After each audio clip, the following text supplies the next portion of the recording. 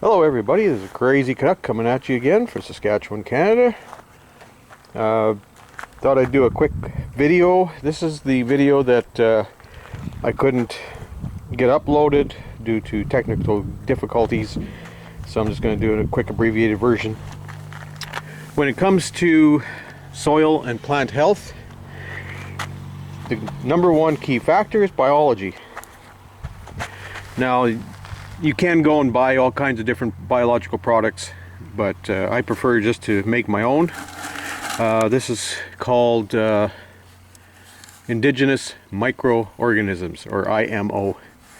Basically what I do, and have done in the past, is I take a bucket with an aquarium heater, and you take a air hose with a bubbler on it, and an air pump.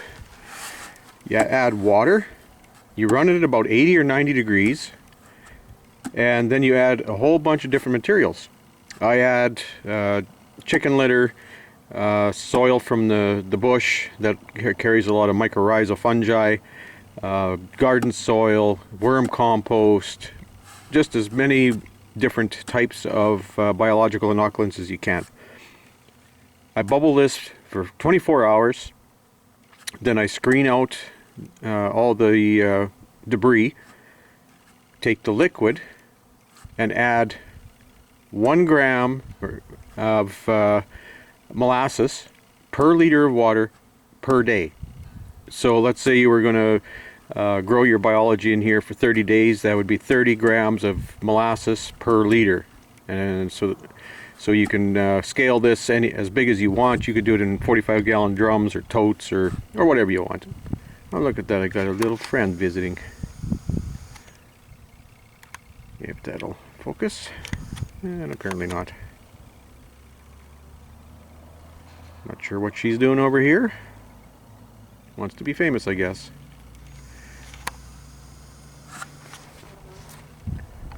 So that's how you, one way to get some biology, and then you mix this with water and water your plants, or put it in your soil and feed your soil that way. So that was one method that I've used. With really great results of being able to grow biology. I did an experiment last winter before.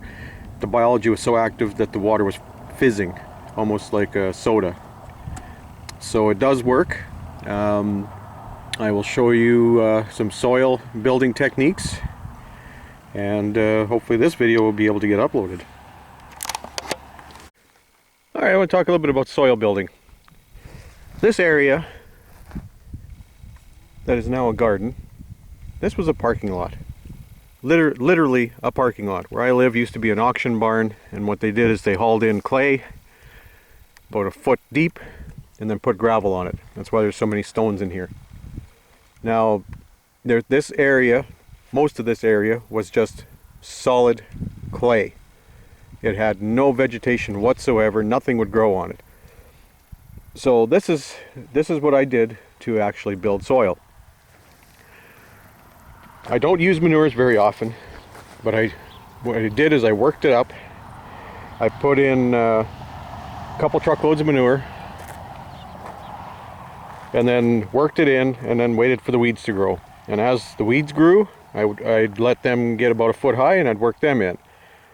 That was the first year. The second year, I took screenings, I took grain, I took whatever I had, and seeded it, let it grow, and worked it in. Now this has been, I think, 4 or 5 years, and it's gone from solid clay to something like this.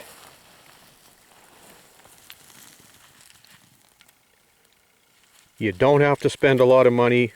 It takes time, if you've, like I did, starting with absolute clay, but you can build soil just by letting what is already there grow and using that to build your soil with. Now you can take your IMO, your indigenous microorganisms, you can grow those and to help things along.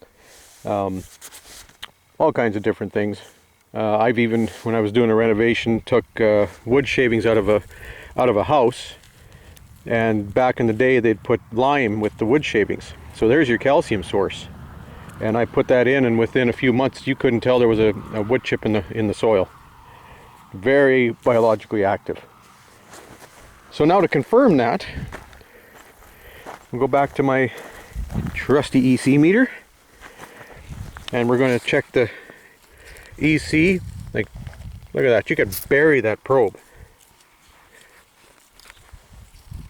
Just beautiful soil. Just awesome. And that started off as clay. So here we are. We're sitting at 850. That is pretty decent for something that started off as clay. Now over here, I've started to expand a little bit. This wasn't as bad. It was grass already. So we'll stick the probe in. You can only go down as far as I was disking. And we're sitting at 570 on that spot. 550. So I've taken a piece of clay, rock hard clay, and have surpassed what was already grass. And you don't have to spend money to do that. And another nice little thing about having gravel is you find the odd nice little rock. Since I'm a rock hound, this kind of interests me. I can make something out of that. So that's the soil building. So you've got your biology building, and then you've got your soil building.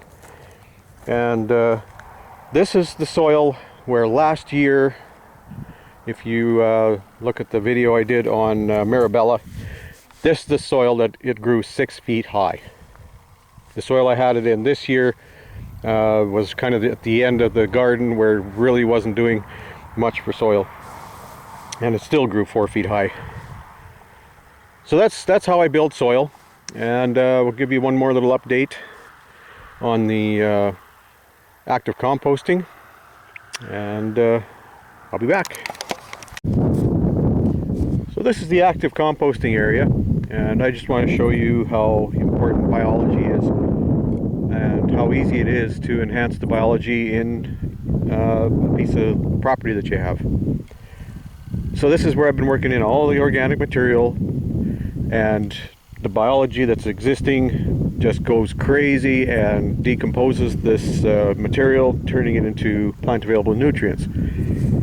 So just to show you how enhanced this area is, we're going to use this EC meter again, and we're going to plug it into the soil, and look at that, we're at 2250.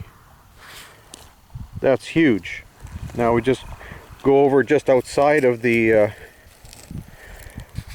area that I'm doing the active composting. 26. So that is a massive gain in energy. And of course everything is energy. Plants can't do anything without it. So it's easy enough to take any kind of soil. This again was a parking lot. When I started, I couldn't even touch it with a rototiller. It would just bounce on top. Did the same thing I did on the other one, worked it up, put in some manure for inoculation, and then let plants grow and keep working them in. And now there's some really nice soil, even at the 200 or 25, not 200, that was 250. Even at that, that is a massive improvement. And of course you've seen the garden stuff that I've been growing all summer. That would have been impossible before. And this area that's been actively composting is just through the roof with energy. This is, if this was the whole garden, it would be so productive. It'd be unbelievable. And it's easy and free. You can get organic material anywhere to do this. You can even make your own biology and your indigenous microorganisms.